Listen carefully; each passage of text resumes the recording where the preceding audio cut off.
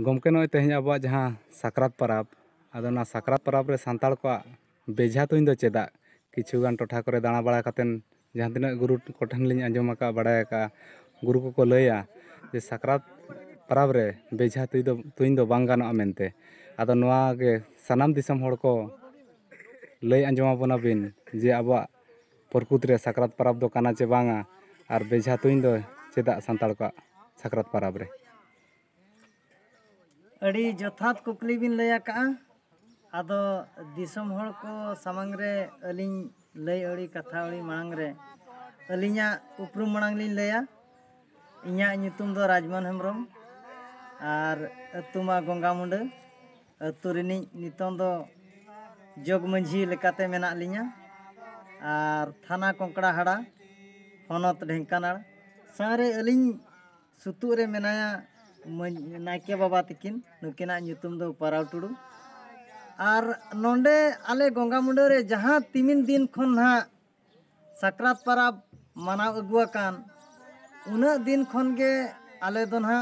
बेझा तुइन दो हेज अगुआकान गया रिन अगिल हपड़ाम पुरुधुल को जहाँ को लय अड़ी कथा अड़ी आकात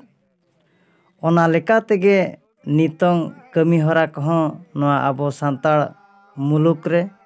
और सांताड़ अतु दिसम रे चलत अगुआकाना तबे बाबधन को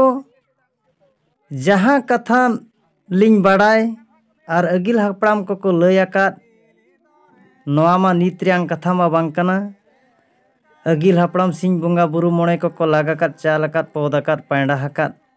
जे उनको सुब हड़ हल नेल चिउ चे लगातियो कथा दो बांग कना जे उनको दो नाहेल गांड के लकान कथा को बगी ऑटो आकावदा और ओना सेरवा गे नितंग भुर हों खेराड़ जुमिद रे सांताड़ अतु दिसम रे चलत अगुआ कना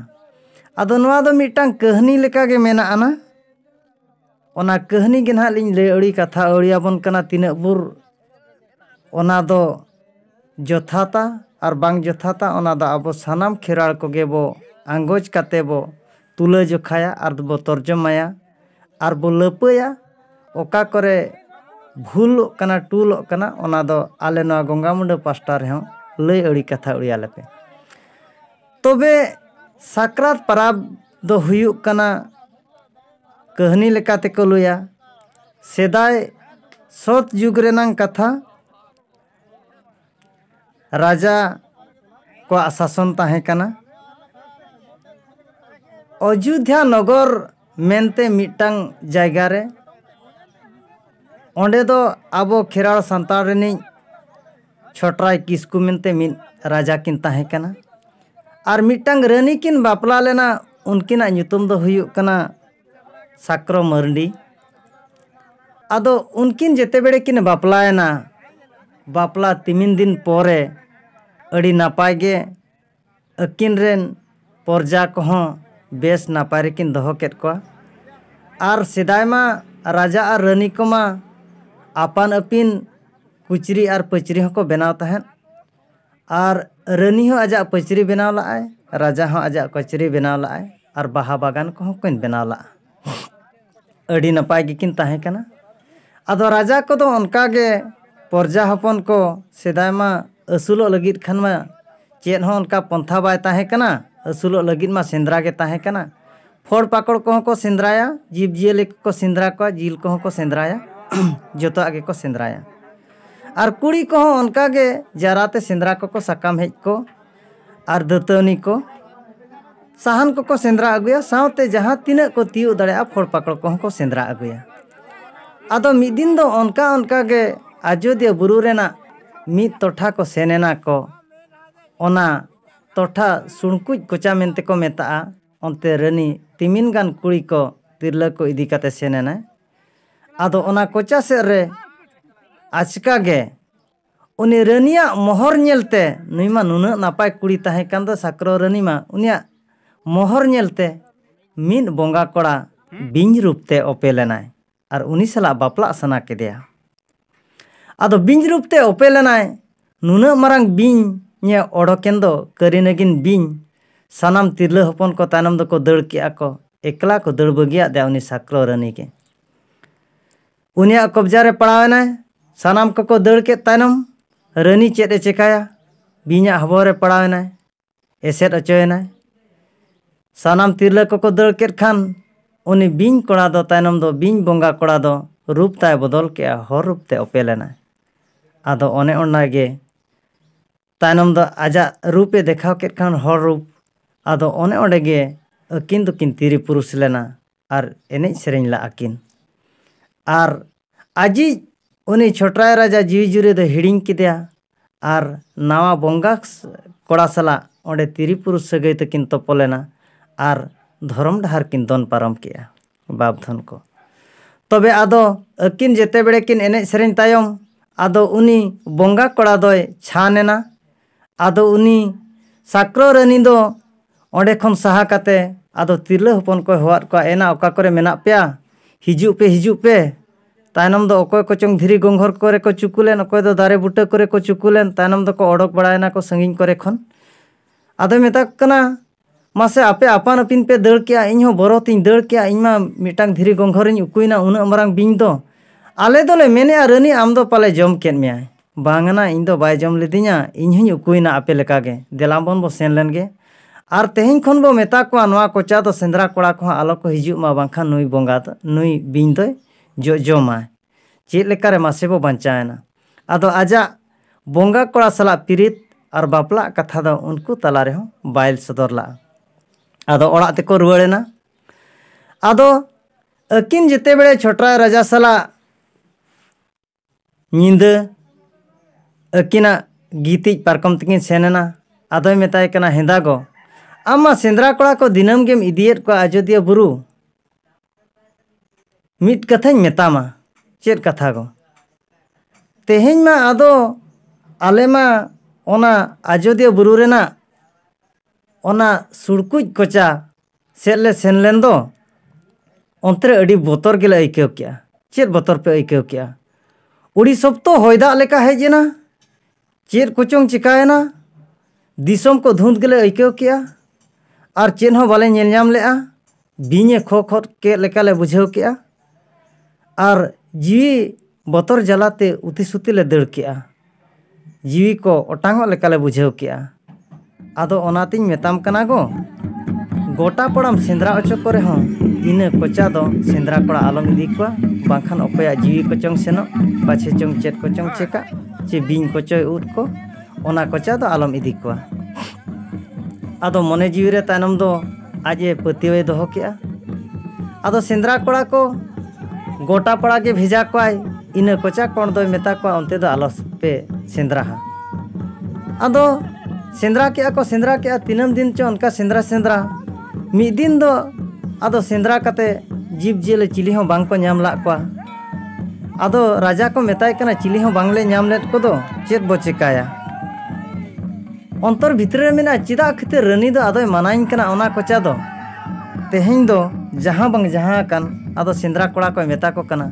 अच्छा आपे जुदी कोड़ा मनी कोड़ा कना पे एनखान दिलाबन ओना कोचा बो सेंद्रा लगे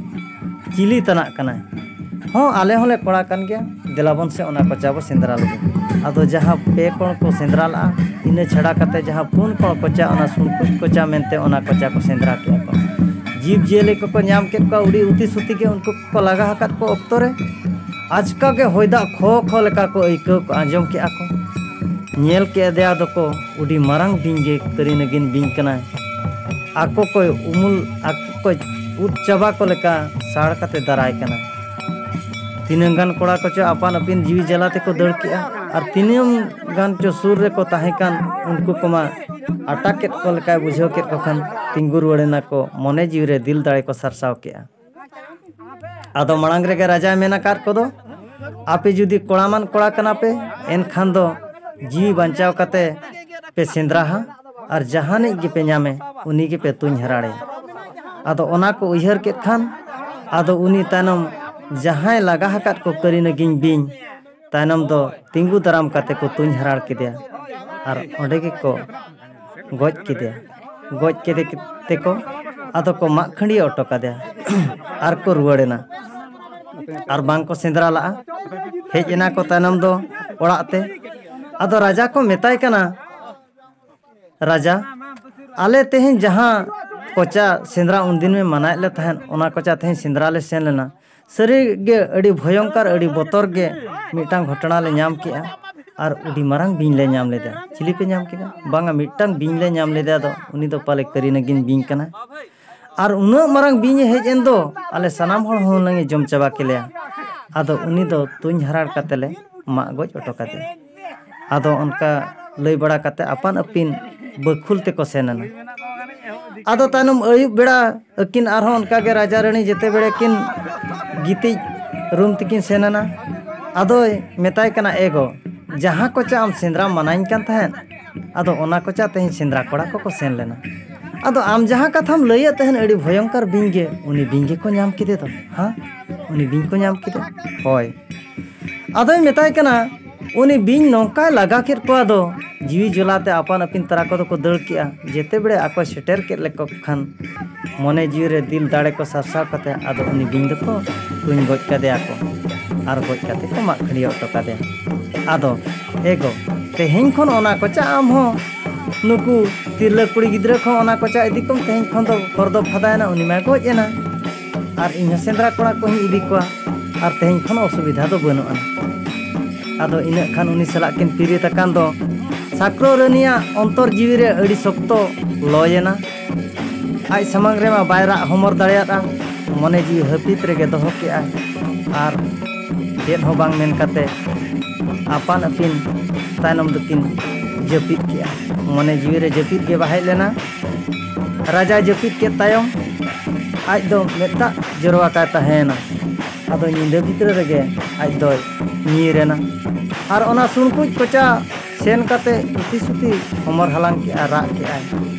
आर जीततिन आमा को गोज के ने आदो उनी मा बोंगा कान दो आजा रूपते जहां बिन रूपते ओडोक आय उनी गेसे को मा गोज काते बोंगा मा बाय गोज कान दो आदो बोंगा रूपते ओडोक काते तानो मेताय कना चेदा कम हमर हलांग आदो मेताय कना हमर हलांग बांगा सेंद्रा कोड़ा को माको गोज के ने दो आदो मेताय कना जहां रूपते को गोज अकादिया ओना गेसे गोज अकना मेनखान इन दो जीवित रेगे मिनाइया आदो मेताय कना चेत खातिर को गोज केद मेया ओना रेना इन दो बदला हताव सनाइन कना आदो मेताय कना एगो अलांग मा पाप डहार तेलांग ताड़ाम ला दो तेहेन जीता तहन तुलुज ते आरहो जुरिम सेंद्रा ला पा ओना पाप डहार दो तेहेन दो आलम ताड़ामा आदो मेताय कना उना सप्तुñ उयहर में दो ओना रूप मोहर गिñ उयहरेआ ओनाते इन दो बदला हताव सनाइन कन गया मा दिस उदिस लयनी जुदीम लड़ा कना को एनखानी लयामा मेताय कना नोआ जहाँ को मा खंडिया का दिन इया रूप ओनागे इदी में और आमा बाहा बागान रे तोपा का में और ओना बाहा बागान रे गेन हा ओना तोपा चेतान खन ओना बाहाñ ओपेला और ओना गेन हा आम बदला हताव रेना मी दिन दावे एमामा आदो उनी रानी दो ओना कथा गे दोहो काते ओना बिंग बोहो गे अगू के आय और आजा पचरी रे बाहा बागान रे तोपा काद आय दिनम गे दा को दुलादा किछि दिन पोलोमेन पारम खान गे ओना तोपा चितान खन अड़ी नापाय जेंगेत जेंगेत बाहा ओपेलेना ओना करीनगिन बाहा आदो मने जीवी रे ता रस्के सतला सरसावेना जियड़ गे अइकव के आय और अड़ी रस्के अइकव के आ जे तेहेन इनी जीततኝ इनी जुरितिñ इनी मिलवतिñ जीवी हाला जीवी इदिया का इनी राजा आजा बदलኝ हतावा आदो मिद दिन आदो मेताय कना एगो नोआ बागान रे जीवी को ठीक गे बाय बुझे कना बागान रे मिद दिन दलांग दाना बड़ा नुगा देलांग तेहेन दलांग दाना अचुरा नोआ बागान रे मा नुना प्रकार बाहा बाहा हकान दो जोतो बाहा आमगेम रहोय का आदो नोआ बाहा रेना ᱧᱩᱛᱩᱢ ᱡᱚᱛᱚᱢ ᱞᱟᱹᱭ ᱫᱟᱲᱮᱭᱟᱜᱼᱟ ᱟᱫᱚᱭ ᱢᱮᱛᱟᱭ ᱠᱟᱱᱟ ᱜᱚᱴᱟ ᱤᱧ ᱟᱢᱟᱜ ᱯᱟᱹᱪᱨᱤ ᱠᱚ ᱟᱨ ᱤᱧᱟᱹᱜ ᱜᱟᱲ ᱠᱚ ᱜᱚᱴᱟ ᱤᱧ ᱵᱟᱦᱟᱧ ᱨᱚᱦᱚᱭ ᱚᱪᱚ ᱟᱠᱟᱫ ᱠᱚᱣᱟ ᱱᱚᱣᱟ ᱵᱟᱦᱟ ᱨᱮᱱᱟᱜ ᱧᱩᱛᱩᱢ ᱵᱟᱹᱧ ᱞᱟᱹᱭ ᱫᱟᱲᱮᱭᱟᱜᱼᱟ ᱡᱟᱦᱟᱸᱢ ᱠᱩᱞᱤᱧᱟ ᱚᱱᱟ ᱨᱮᱱᱟᱜ ᱧᱩᱛᱩᱢ ᱜᱤᱧ ᱞᱟᱹᱭ ᱫᱟᱲᱮᱭᱟᱜᱼᱟ ᱴᱷᱤᱠ ᱜᱮᱭᱟ ᱢᱮᱛᱟᱭ ᱠᱟᱱᱟ ᱫᱟᱬᱟ ᱵᱟᱲᱟ ᱟᱹᱜᱩᱭᱟᱞᱟᱝ ᱛᱚᱵᱮ ᱜᱚᱭ ᱢᱮᱛᱟᱭ ᱠᱟᱱᱟ ᱡᱟᱦᱟᱸ ᱛᱤᱱᱟᱹᱜ ᱵᱟᱦᱟᱢ ᱨᱚᱦᱚᱭ ᱟᱠᱟᱜᱼᱟ ᱡᱚᱛᱚ ᱵᱟᱦᱟ ᱨᱮᱱᱟᱜ ᱧᱩᱛᱩᱢᱟᱢ ᱞᱟᱹᱭᱟ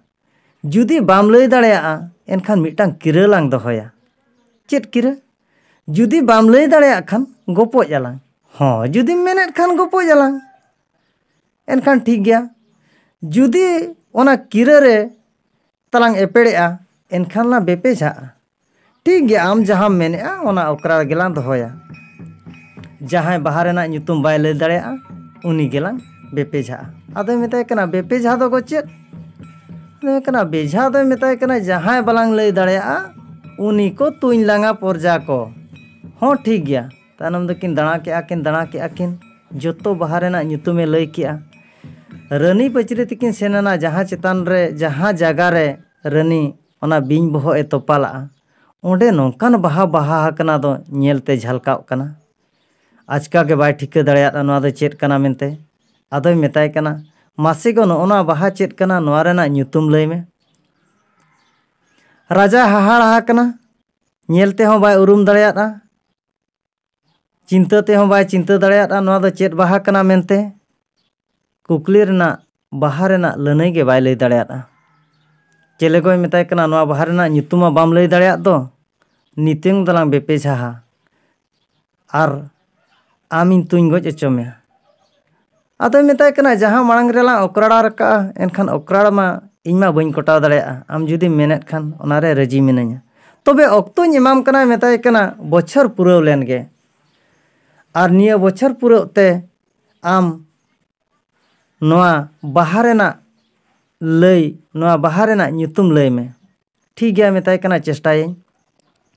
रानी बड़ाया का नोआ बाहा रेना nyutum मा बाय लय दाड़ेया नोआ मा बाहा मा बांग कना नोआ मा करी नगिन कना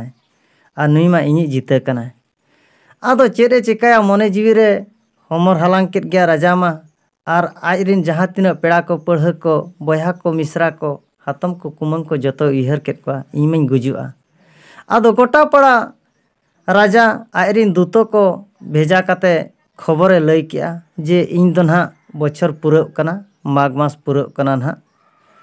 आर ओना पुराव अक्तो रे ना इन दो को बेझाइया आर इनरेन जहाँ तिना पेड़ा पढ़ा को जतो लया को पे आर इन गुजुग मांग रे ले जम न्यू मीदा आदो सानाम कोठेन आयरिन हपोरा को मिश्रा कोठेन खबर लय को सेनेना को आर निये हेलम दादा तापे राजा ना को तुñ गजेया सानाम ओना मांग हिलो हिजुग पे आदो जतो हर को हेजना को आदो सेदाय मा उना संगी संगी दिसम करे हपोरा मिश्रा को गोंग आकाद को दो आदो हुडिंग मिश्रा ताय मा गेलबार बुरु पारम रे को गोंग आकाद देया हिजु हिजु तेगे उनिया अक्तो मा पलोमेना बाय सेटर दाड़ेया हर निंदायना सेदाय सत्कार जुग रे निंदायन खान चेद ए चिकाया तायनम दो ओना बुरु गे सखी काते मारांग बुरु मेताय कना हे मारांग बुरु इमे न्यूत निंदायना दादा तिन ठेन मा बइन सेटर दाड़ेया मा नोडे गे आश्रय इमाñ में आदो मिटांग मारांग अकोज दारे ओना झुर दारे बुटा रेगे तायनम दो ओना लोपा लेका ताहें कना खरवा लेका ओंडे गे तायनम दो गिद्रा ताय बारया आर सावते उनी हुडिंग मिश्रा ताय ओंडे गे को ताहेन जपिन मा बाय हिजु कना मने जीवी रे लुटु लुटु दुके उयहरे दादा ताñ को तुñ गजेया निंदा जपित गे बाय हिजु कना ओना दारे चेतान झुर रे मिटांग गिदी एंगा दो तुका हकाय आर ओंडे हन गाणा को अपेल आकाद को आदो उनको हो रेंगे ते निंदा को रा हमोरेया आयो उती सुती रेंगे जे लेया आयो जिल अगुआले में आयो जिल अगुआले में एनखान सेदा सत को जुग रेना को मेना धीरे होय रोड़ा दारे होय रोड़ा जीव जियले चेणे चिपरू को सनाम को को रोड़ा आदो गिदी आयो मेनेआ ए बाबू ए बेटा ए बेटी आलो पे रागा गापा ना आंगा लेन गे ना नौकान जिलिंग अगुआ पे आदो उनकान जिल दो तीस रहो बापे जम आका चे लेकान जिलियो आदोय मेता को कना नोआ इलाका रे जहां राजा हकनाय उनी राजा ना गापा को गजेया छोटा राजा आर उनिया जिलिंग अगुआ पेया उनिया जिल ना जम बिड़ाव पे हाँ राजा जिलेम अगुआ लेया उनी को गजेया हेंदाया आदो उनी दो चेद खातिर को गजेया आर उनी राजा हा जिलेम अगुआ लेया आले ले जम बिड़ावा आदो मिश्रा ता मेद रेमा उनी छोटा राजा मिश्रा ता मेद रेमा जपित गे बनु आना दादा तेरे उयहर आकाद देया एनखान उनको गिद्रा गिदी गिद्रा आर एंगातेर को गपाल मरा कना ओना सानाम कथा कोय अंजम आका आदो मेता को कना मेताय कना को हायो चेद खातिर को गजेया ओना कथा गे लय आले में आदो ओना कहानी गे आदो मांग जहां लेका ताबुñ लय केद जे जहाँ लेका को अपराध लेना किन नुकिन राजा आर रानी जहाँ बागान रे बाहा rohoi laai one nah jaha kari naging binye topa hakat de nah ia bohok tay topa hakat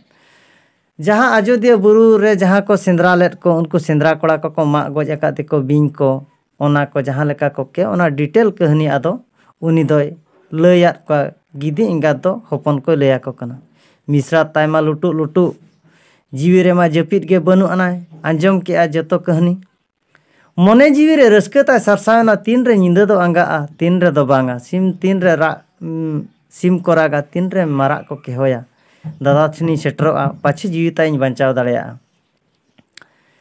sim ko rak ke ako marak ko keho ke ako gidra kine sutuk ket kina marang buru nehor kate ma marang buru am kolere tehin le jinda le japit angaena nitong do dada kolete chet lekare lagele setro a onakin kurumutoya thumale me ado ko taram ke ako hej ena ko sanam hor ko sapraw ठीक akara tehin raja ko tuñ gojia ko sutan tandi te ko odokok kana ko okto ma ina tege aj setro tege tikin khon ma tarasiñena joto peda purha ko marang hilok re नेवता बार्तेला कोय ओका पिठा जम सना केदा पिठा को एमा दिया दाका जम सना केदा दाका को एमा का दिया राजा जिल जम सना केदा जिल हको एमा का दिया हकु जम सना का दिया हकु हको एमा का दिया आको हो जम सावते मेता को कना तेहिन दो बो जम मिदा ओना को जम मिद के आको जोता को चिका के आको ओडो केना को सपड़ा कना को सपड़ावना को सुतन टंडी ते इना अक्तो रे हारे फारे मिसा ताय सेटरा कना बेड़ा दो तरासिnya कना आदो मेताय कना दादा दादा ओकातेम सेनोक कना मेताय कना बुढ़ी नितोंग उतरेम सेटरोक कना ओक्तो मा पoloमेना इन में ना नितोंग को बेझाइnya आर को तुñ गोजिnya दादा तबे आमा जीवी सेनोक मांग रे आलांग बोझालांग गपालमाराव मिदुआ कम से कम ओक्तो दो इमኝ में आदो मेताय कना बेटी आम जेहेतुम सेटरा कना आम साला मिन बार पदिन गपालमाराव गया तबे मेताय कना दादा मुचाद बेड़ा रे निना नेहरिन मेताब कना इन होला हिजु हिजु ते ओक्तो मा पoloमेना आदो बुरुरिन बासा लेना ओंडे गे गिदी एंगात आयरिन हपन को लया को कना मिद कहनी आदो ओना कहनी कथा दो संपूर्ण आज दादा लया दिया बांगा नोंका नोका को गपालमाराव कान कथान उनको गिदी आयरे हपन को मेता को कना राजा और रानी ओकारेकिन ओकराड़ा कना और ओकरा लेना किन ओना बाहरेना ᱧᱩᱛᱩᱢ कुपली चेतान रे नुकिन मकिन ओपराड़ कना ओना बाहरेना ᱧᱩᱛᱩᱢ बाय लई दाड़ा करा हिंदा दादा आमगे चे अयोध्या बुरु सेंद्रा कोड़ा को इदिला को ओकारे करीनागिन बिंग को मा गoj लेदेया और को मा तोपा लेदेया ओना बोहक गे अगु कते इन हिली दो आजा बागान रे तोपा हकाय और ओना तोपा चेतान खन ओना बाहा दो ओपेला कना ओना दो दादा करीनागिन बाहा कना दादा इनी नेहरेन में धिनंग सुतन टंडी रे इन हिली नेहरेम जे नोआ बाहा रेना ᱧᱩᱛᱩᱢ दो करीनागिन बाहा कना और नोआ दो आमा बागान रेम तोपाला करीनागिन बोहो ओंडे खन ओपेला कना और इना गे नेहरेम पाछे ओना लई लेखान आम मुक्तिम ᱧᱟᱢᱟ बिटी मेताय कना मुचाद बेड़ा रे अडी जथातेम लया दिया आदो नोआ गे धिनंग दिसम हर तलारिन फोटेला पाछिन बांचा दाड़ेया आदो उनका गपालमाराव कते सुतन टंडी ते को सेनेना आदो ओंडे सानाम हर को जावरायना को बोंगा बुरु के आको तेहिन मिटांग बोंगा लेकान हर दिसम हर को तोलेया दिसम हर तलारे को तुनिया सानाम प्रजा को मेद रे मेद दाग जरोक कना आदो चेद ए कईला राजा सानाम हर को सेटरेना तायनम दो ओंडे बेझा मांग रे आदो राजा मेन किया इन्या जीवी सेनोक मांग रे कुकली रेना लनईन चेष्टाया रानी चेद ए मेनेआ आदो मेताय कना हागो इनी छाता दारा कनाम जुदी आम कुकली रेना नोआ बाहा रेना लनई नितोंग हम लई दाड़ेया एनखान ओक्तोñ एमामा आर नोआम लई दाड़ेया खान आम बेझा बदलते इन को बेझाइnya तबे मेताय कना दिसम हर को ताबो आंजम पे जहां प्रजा हपन को ताबो अयोध्या बुरु सेंद्रा पे बो सेन लेन ताहें और जहां सुणकुज कोचा इन सेंद्राñ मनायत पे ताहें जे ओना कोचा दो आलो पे सेनो ताहें ओना दो रानी गे मेन लाय ओना कोचा रे जहां करीनागिन बिंग पे ᱧᱟᱢ लेदे तुñ हराड़ काते पे मा खंडिया लेदे ओना गे नुई साक्रो रानी दो अगि कते आजा बागान रे तोपा लाय और ओना तोपा चितान खन नोना बाहा गे ओपेला कना नोआ दो उनी करीनागिन बाहा कना ओनागे करी नगिन बाहा करी नगिन तोपा खन नोआ करी नगिन बाहा ओपेला कांते नोआ दो करी नगिन बाहा कना इना खानगे रनिया मेन हामा गोसो आणगो गद एना आदो ओंडे गे मेन के आय होयगो नोआ दो ओना कान गया जथात लनई कना इना खानगे सानाम प्रजा हपन को कल कुली काते को कौबोवेना आर को मेना नोंडे दो कई दार दो हुयुक कान गया रनी गे नुई दो मिटांग बदला हताव रेना ए चेष्टा हका नितोंग दो रनी बतुनिया आदो सानाम को रस्कयना को ओने ओंडे गे तायनम दो रनी तायनम दो को आज राजा बदलते रनी गे ओंडे दो को तिंगु केदिया आर जहां बाहा खातिर किन ओकराव लेना आदो ओना बाहा गे टेंगोज एगु काते आजा बोहग रे बांगमा सूद रे को रेबेट केते आर को तुñ केदिया आदो ओने ओना गे बाबधन को नितोंग उइहर दोहो लेकाते आबो खेरवाड़ सांताड़ को दो जहां रे बेझा बो तुñेआ कि बांग कायरा दारे बो बीदेत कि बांग मुनगा दारे बो बीदेत ओना चोट रे दो टुंगाव काते ओंडे बाहा दो बो रेबेदेआ ओना दो सेरवा बांचाव दोहो लेका आर उइहर दोहो लेकाते ओना दो ओना डुगी रे बदड़ोमेआ ओना दो करी नगिन बाहा मेनते आदो मिमिटांग टोठा करे ओने ओना गे नितोंग दो आबो खेरवाड़ सांताड़ को को मेना उनी मा हड़ को तुñ लेदे दो आदो तारा को दो ओना नमिते नितोंग दो बांग को तुñेआ बेझा को आर नोआ सेरा को बगी इदिया कना आदो आले नोआ गंगा मुंडा पास्टा सेट खन उइहर दो नोआ तहन कना जुदी नोआ आबो बो हिड़िñ हेड़ाया आर बांग बो तुñा एनखान आबोरेन आगाम पीढ़ी को सांताड़ा साक्रात पाराब दो चेत कना आर बेझा तुñ दो चेत कना मेनते मालोटो आमेनते आले दोले तुñ अगुयत गया आले तुñ गया नोआ इदी काते आलेया पाप हुयु चे पुण्य हुयु ओना दो सानाम हड़ को गेबो बिचारा अलिया लनई दो निना धारा रेगेलिं थुकमका ओका करे बांगलिं गानाका ओना दो आपे लई अड़ी कथा अड़ी ताबन पे मा तबे खान जोहार।